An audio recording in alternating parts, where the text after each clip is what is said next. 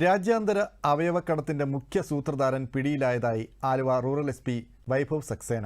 എറണാകുളത്ത് വാർത്താ സമ്മേളനത്തിൽ സംസാരിക്കുകയായിരുന്നു അദ്ദേഹം. വിജയവാഡ സ്വദേശി ബൽറാം ശ്യാമപ്രസാദ് കോണ്ട എന്നയാളെയാണ് എറണാകുളം റൂറൽ പോലീസ് ഹൈദരാബാദിൽ നിന്നും അറസ്റ്റ് ചെയ്തത്. നമ്മുടെ ഈ ഓർഗൻ ട്രാഫിക്കിംഗ് ഉള്ള കിഡ്നി റാക്കറ്റ് ഉള്ള കേസിൽ ഒരു നല്ല ഒരു ഡെവലപ്മെന്റ് ആണ്. ഒരു പ്രധാനപ്പെട്ട പ്രതി Prathapan, his name is Pratapan alias Balram Ramaprasad Konda. He has been arrested from Hyderabad.